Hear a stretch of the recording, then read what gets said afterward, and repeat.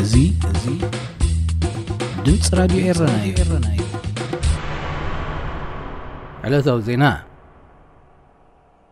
መንግስቲ ኤርትራ ኣብ ወጻኢ ካብ ዝርከቡ ዜጋታቱ ዝእክቦ ግብሪ መርመራ ክግበረሉ ኣባላት ፓርላማ ብሪጣንያ ጸዊዖም። እዚ ብክልተ ኻሚቲ ዝፍለጥ ኣብ ወጻኢ ሃገራት ካብ ዝርከቡ ኤርትራውያን ዝእከብ ገንዘብ መንግስቲ ኤርትራ ኩናት ንምክያድ ይጥቀመሉ ኣሎ ክብልዮም እቶም ኣባላት ፓርላማ ዝኸሱ። The Guardian the House of Lords ብምጥቃስ ኣብ ዘቕረበ ሓበሬታ እቶም ኣባላት ፓርላማ መንግስቲ ብሪጣንያ ኣብ ሃገሩ ካብ ዝርከቡ ኤርትራውያን ዝእከብ ክልተ ኻሚቲ ጽኑዕን ወግዓውን መርመራ ክካየድዮም ዝጽውዕ ዘለዉ።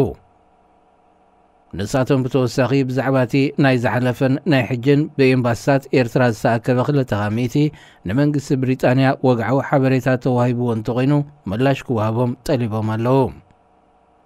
መንግስቲ ኤርትራ ብኤምባሲታቱን ካልኦት ወከልቱን ኣቢሉ ኣብ ወጻኢ ሃገራት ካብ ዝርከቡ ዜጋታቱ ዝወስዶ ግብሪ ንዳግመ ህንጻ ሃገር ኢሉ ዝእክቦ እኳ እንተኾነ ንማዕልኡ ብዝምልከት ጸብጻብ ሂቡ ይፈልጥን። ከም ዝዝከር ኣብ 2011 ባይቶ ጸጥታ ውድብ ሕቡራት ሃገራት መንግስቲ ኤርትራ ዝእክቦ 2 ሚእታዊት ዞባ ቐርኒ ኣፍሪቃ ንምንዋጽ ይጥቀመሉ ኣሎ ክብል ኮኒንዎ እዩ። ኣቐድም ኣቢሉ መንግስቲ ብሪጣንያ ብዛዕባ እዚ ጉዳይ ብዝምልከት ምስ ሰበስልጣን ኤርትራ ድሕሪ ምዝርራቡ ናብ ኤምባሲ ኸይድካ ብቐጥታ ምኽፋል እኳ እንተነክየ ብዘይቀጥታዊ መንገድታት እቲ መስርሒ ምኽፋል ከም ዘይተረፈ ኣባላት ፓርላማ ብሪጣንያ ገሊጾም።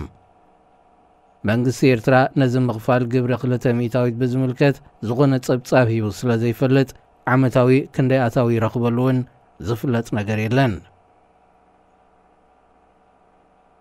ፈደራላዊ መንግስቲ ኢትዮጵያን ሓይልታት ትግራይን ግርጭታቶም ብሰላማዊ መገዲ ክፈትሕዎም ምስምምዖም ካብ ዝተፈላለዩ ወገናት ናይ ሓጎስ መግለጺታት ኣብ ዝውሕዘሉ ዘሎ እዋን ሂማን ራይትስ ዎች መተሓሳሰቢ ኣቕሪቡ። እቲ ኣህጉራዊ ተጣባቒ መሰላት ኣብ ዘቕረቦ መተሓሳሰቢ መስርሕ ስምምዕ ሰላም ኢትዮጵያ ብግቡእ ክሰርሕ እንተኾይኑ ኣህጉራዊ ማሕበረሰብ ዓለም ናጻ ዝኾኑ ናቱ ተዓዘብቲ ኣብቲ ዞባ ክልእኽ ኣለዎ ኢሉ። ኣብ ውሽጢ እዚ ዝሓለፈ 2 ናይ ኩናት ዓመታት ብኩሎም ወገናት ዝተረኣየ ምግሃዝ ሰብኣዊ መሰላትን ዕንወትን ከይድገም ዝፍራሕ እንተኾይኑ ብቐረባ ዝከታተል ኣካል ኣህጉራዊ ማሕበረሰብ ኣብቲ ዞባ ክዋፈር ሂማን ራይትስ ዎች ጸዊዑ።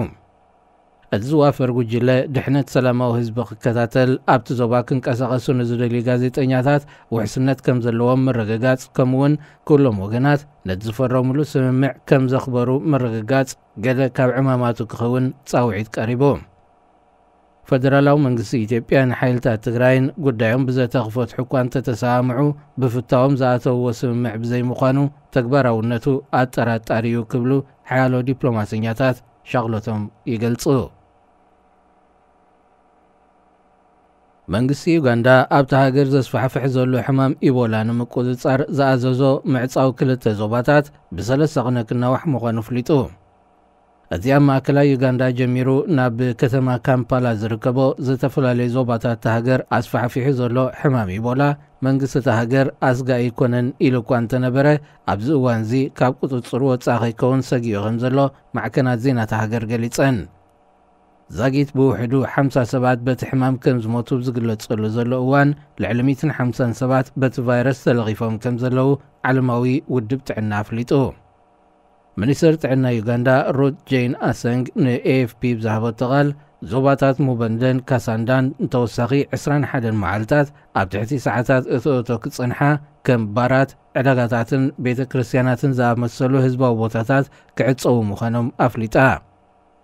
ኢቦላ ከም ረስኒ ቃንዛ መላግቦታት ቅርጥማት ደም ዝተሓወሰ ውፅኣት ተምላስ ምንካይ ሸዋት ድኻምን ሰሓጎሮሮን ዝኣመሰለ ምልክታት ዘለዎ ብቫይረስ ዝመሓላለፍን ውሽጣዊ መድመይቲ ብምስዓብ ዝቐትልን ሕማም እዩ።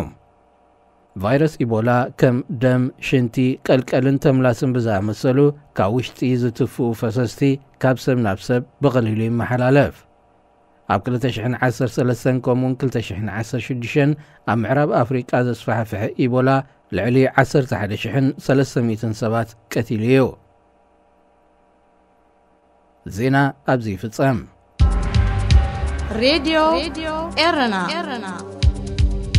ሬድዮ ኤረና ካብ ከተማ ፓሪስ ዝመሓላለፍ ብኤርትራውያን ጋዜጠኛታት ዝዳሎ ነፃ ሬድዮ እዩ።